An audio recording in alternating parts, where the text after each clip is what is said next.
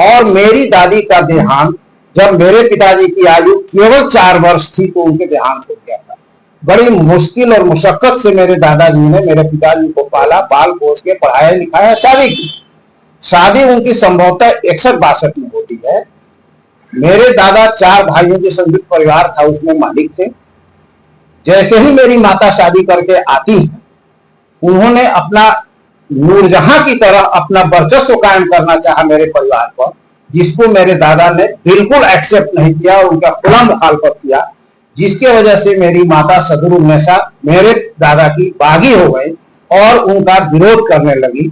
मेरे पिताजी राजपत्रित अधिकारी होने के बावजूद बहुत सरल हृदय के थे और वो त्रिया चरित्र को नहीं समझ पाए और मेरी माता ने त्रिया चरित्र की आड़ में उनको ब्लैकमेल किया और ऐसा ब्लैकमेल किया कि जब से मुझे होश है 1970 से मैंने कभी अपने पिता को, अपने दादा को एक साथ बैठकर खाते हुए बात करते हुए नहीं देखा।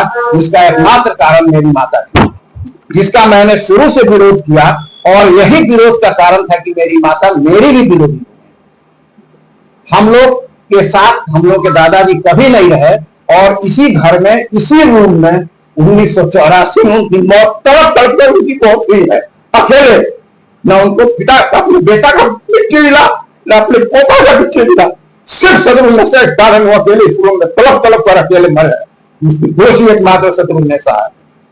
उसके बाद ये जमीन जो है हमारा 1972 में कटाव पीड़ित होने के नाते सरकार से मेरी दादा डोमानिया को मिला, लेकिन उस वक्त किसी कारण से सरकार ने पट्टा नहीं बांटा।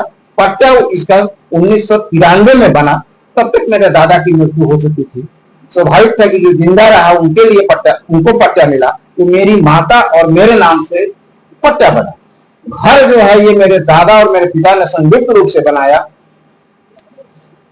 जैसे ही मेरे पिताजी की मृत्यु होती है, मृत्यु के पश्चात मुस्लिम धर्म में, ये बेचारे बहुत अच्छे दीन के जानकार हैं, आप पूछिए कि मुस्लिम धर्म के अनुसार विधवा महिला को 4 महीना 10 दिन का इद्दत पूरा करना बिल्कुल अनिवार्य है।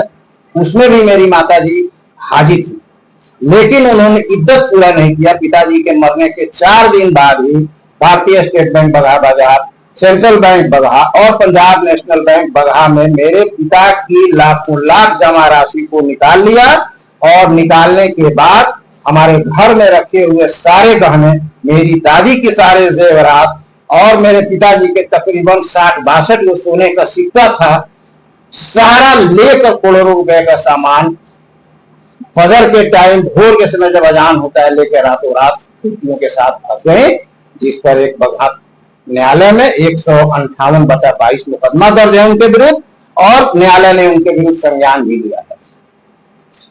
यहां से जाने के बाद थोड़ा सा मैं पीछे ये जाऊंगा कि सन 2013 में मेरे पिता, माता और हम तीनों ने मिलकर अपनी तीनों बहनों को कटनिया मौजा की 1-1 बीघा जमीन, 3 बीघा जमीन हम लोगों ने उन लोगों को बेच दिया। उसके बावजूद जब उन लोगों का पेट नहीं भरा तो मेरे पिताजी ने 2.5 लाख नगद रुपया उन लोगों को दिया कि अच्छा 1 बीघा जमीन का बदला और लो तुम लोग, लेकिन अब हमको डिस्टर्ब मत करना, हमारे बेटा को डिस्टर्ब मत करना। मतलब 2 बीघा जमीन का वो लोग पा गया।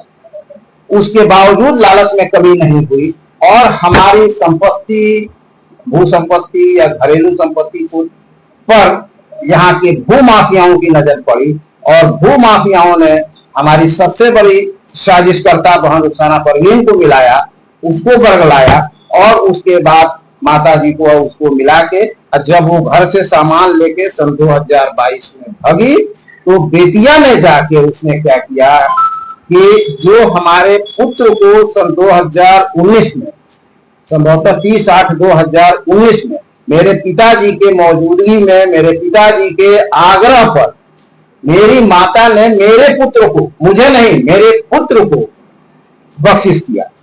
उस जमीन को भी जब भागी तो उस जमीन को भी इन लोग बेतिया जाके दोबारा अपने नाम से गिफ्ट करा लिया। मुझे जब इसकी जानकारी मिली तो हम लोग टाइटल सूट किए।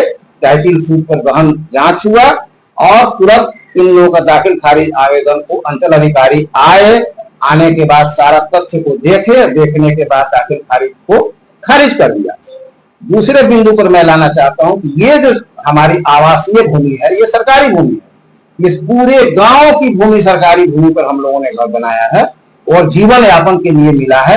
ये न बेचने के लिए, न ट्रांसफर करने के लिए नहीं है इसको। लेकिन मेरे माता ने जो अपने दस्तावेज लिखे अपनी बेटियों को, उसमें उन्होंने स्पष्ट लिखा कि ये मेरी खरीदगी की जमीन है, और खरीदगी की जमीन बताते हुए बेटी को रजिस्ट्री किया, जिसको अंचल अधिकारी ने गलत पाके जाकर खारिज में इसको भी रद्द कर दिया।